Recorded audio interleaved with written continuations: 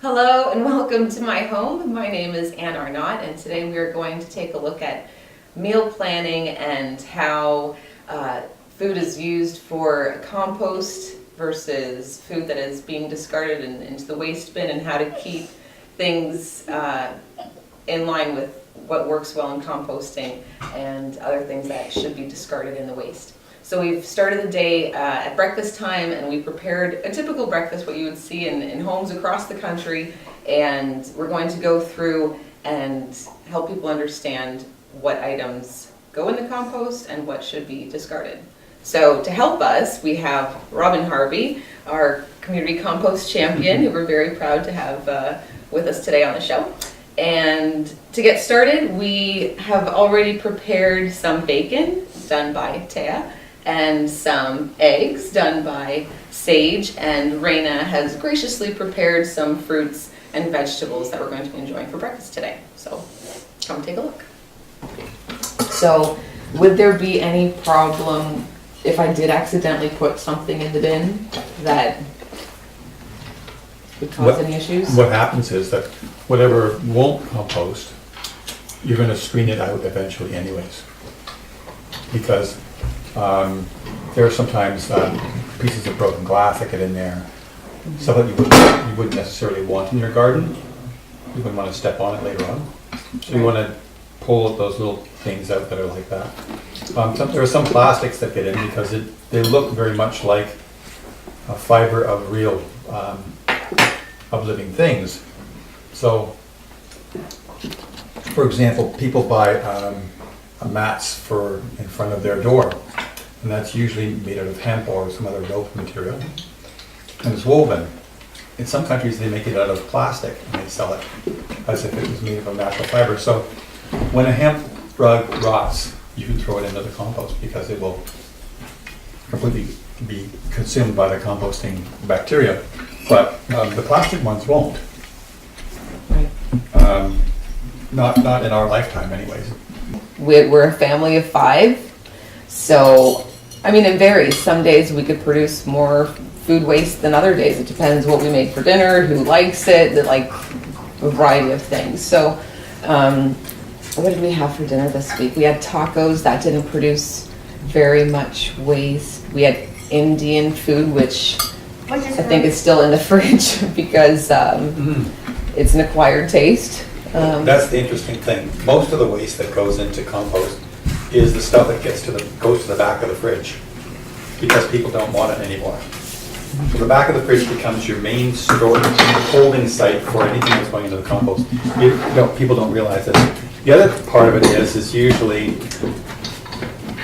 the floor of the car is the other site for people. Really? Yeah, they eat their hamburger and they put it back in the bag, and then the bag gets kicked under by their feet. So we dig out underneath the car and we find all kinds of stuff. People haven't. Wow, hiding spots. Hiding spots, yes. Well, let's see if that's true. I'm gonna take a look here. Other items that I find are problematic are things that I open and then only need half of.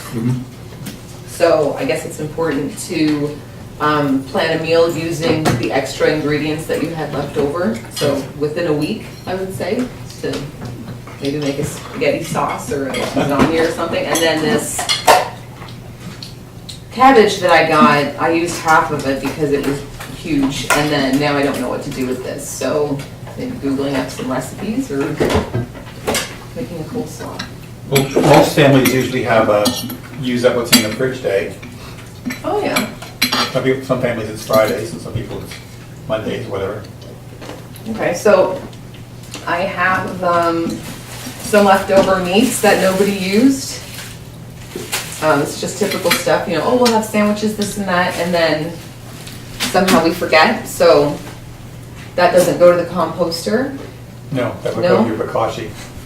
That would go in the bokashi, Yes. or to the dog, perhaps. We have one.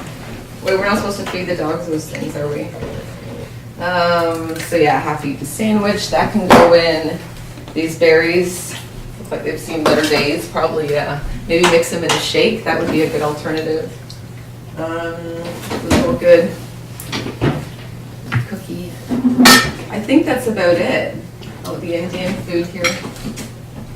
Chicken. We got a lot of meats in here that unfortunately we're not gonna finish up.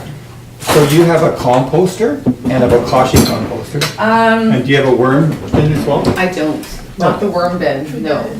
We have tried the worms, but they were, they couldn't keep up to the demand of our food waste. So they ended up in the composter because we thought that was a good spot for them. They're probably happy. The two bins that I have here, I've been saving, and they just have organic food in them, like potato scraps, leftover fruits and vegetables. There's no meat or dairy in any of them, because I was made aware that those things do not go in your composter, but they do go in bokashi. Yep. So how come it can go into one and not the other? Oh, because the bokashi is has a very aggressive lactobacillus that will outcompete. So the tetanus bacteria and salmonella and other ones like that, which are very, very deadly to us, get outcompeted by the acidophilus bacteria are faster and basically eat up the food supply and then eventually eat those germs as well. Wow.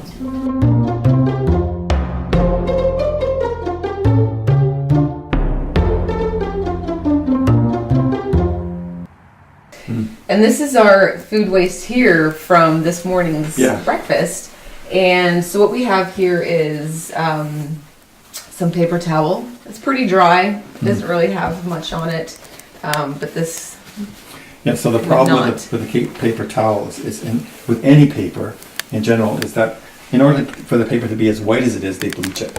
And also, in this particular case, there's a lot of bleach left in it. So it will actually stop the composting. You can find paper towels in composters that are a year old and are still perfectly white and just sitting there. Nothing has happened to them because the bleaching has stopped them from rotting. It's preserved them. Okay, so that's not going in. We'll have to leave No, that one aside. it could go in if you were to use it for wiping something up. Okay. So that most of the bleach strength was expended on Absorbing. in the liquid, was absorbed in with the liquid, whatever it was used to pick up. And so the bleach is not going to be effective anymore because it's been diluted. Okay. But putting it in directly without any other food on it or mess on it, it's not gonna just going to break sit there. Okay. So here we have some bacon fat, uncooked. Does it matter? It's cooked or uncooked? Well, it's not dangerous as it is right now. It's not going to produce any botulism or salmonella as it stands right at this very moment, but in a couple of days it may. Well, of course, what happens in nature is that the smaller microbial creatures migrate toward the food source, whatever is their chosen food source, and so things like salmonella and botulism will find it eventually, because it's in the air as well as in the ground. It'll get there. So you wouldn't want to stick it into a compost pile because your dog or your cat might find it and get sick on it. In terms of using it for bokashi, that's a different thing altogether because the bokashi system is airtight and closed and nothing can get at it. No insects or bugs, no animals. Okay. Your pets are safe, everybody's safe. Okay, so we'll put this in the bokashi pile. Yes. Okay. And then these egg shells, they can go in the compost? At the outdoor composter or the bokashi, or does it matter? Well, in the bokashi, they'll break down faster. Okay. When I use them, I generally dry them out, and then I just stick them in a bag and stamp on them and crush them into smaller pieces, so that they will break down easier. The more edges that you form, like this very smooth edge here is fairly resistant to decay, but the edges that are here, they rot a lot faster. So the more you break it up, the more that this will turn into eventually powder, and then eventually it'll just be its chemical constituents that are left. Okay. So, and this one here, egg, condiments, ketchup, And the peel, Yes. a little piece of bacon there. So the egg is the same problem as the meat, is that it can rot and produce things that are very unhealthy for mammals. Okay, so I'm getting the sense that animal products, dairy, meats, eggs, In general. do not belong in the outdoor compost bin. Yeah. However, they would work well in the bokashi. That'd be fine. Yep. Okay. So we'll, Also, the difficulty sometimes with oranges is that it stops the bacterial growth in compost if you put a lot in one spot. okay. So this is broken up fairly nicely, which is good, so it'll be distributed over the area. But some people they have like 5 oranges and they just put in one big plop. That spot there, the bacteria will just stop. But what will happen instead is you'll see this big fuzzy mass of fungus on top of it. Oh boy. So it will rot. It'll just rot differently. So is fungus not good in my compost bin? No, fungus is fine. Okay. It's just that you don't want things to start stuff and stop stuff and start stuff and stop. So it should be a consistent area, and mixing would Yeah. help with that Yeah, process. so you break it up more. Most things are better broken up. Even the bread here, for example, is better if it's broken up into pieces. In that way, the ants and the beetles will start to move it around as well. If it's small enough, they'll pull it apart and move it around. And they do a lot of the mixing. When you have a compost heap, it's full of little critters that are living there, having a good time. Filling their tummies.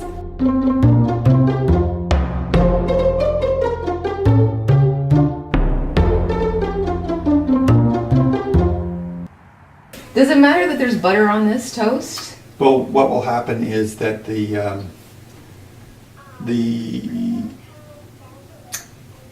action of the bacteria on the back side of it there will mean that there'll be enough life forms in it that whatever like salmonella or other botulism type things that are going to grow on the butter are going to be in direct competition with all the other bacteria. So there's so little there that you're not going to get a large colony of. Okay. Okay, so that's fine to go in the compost bin. It's a small amount. Okay. And then moving on, the tea bags, Tea bags are great. they just go in. Yeah, they're just plant matter. They're just leaves. Okay, and the packaging that the leaves are in, that's fine to This go is in? paper too, isn't It's it? paper? Yeah. Okay. So it'll just eat that up. All right, and then the ketchup, that's fine? Yep, Okay. ketchup is fine. The only thing that might be difficult is if it was very, very salty. And in the case of the salty stuff, you'd use it in your bokashi. Okay. So for organic waste, whatever doesn't go in the backyard composter would go in the bokashi, and usually the backyard composter would have fruits, vegetables, and other. Yes, so in a backyard composter, which is just basically a controlled pile, what you're doing is you're putting in, your main things are nitrogen, which is greens, carbon, which is browns, and leaves and stuff like that, and water and air. That's what your mixture is, and that's enough to make life happen. Moving on to the pan here where we made the bacon. Yes. As we know, there is some bacon grease in there, so this would not go in your backyard composter. No. This there's a number of ways to deal with the kitchen grease, though. It doesn't go down your drains as well, or down the toilets. No. We could always use the cloth that we didn't use to wipe it up and dispose of it in the garbage can. If it's wet, or if it's still liquid, you can pour it into a cup and store it in the fridge and throw it in your garbage can for later. Mm. Some people like to eat it on toast. Well, grease is better dealt with by fungus, and there are kits that you can buy online for dealing with that kind of thing, and it will grow mushrooms for you, which is lovely. You get a food source out of it as well. That's great news to hear. Yes. So many things that we can do With if rotting. we knew. Okay, so I'm going to sort this up and then This is gonna be my bokashi plate. This is gonna be my backyard plate. And this is gonna be my bokashi plate. Okay, and then this I'm just going to wipe up. So now that this has a whole bunch of ketchup and food on it, I can go ahead And rot it. right, Let it rot. and just break these up a little bit. It's easier if you let them dry first. Yes, it is. It's much easier. However, Yeah. time concerns. You're into it now. We're gonna do this. Okay.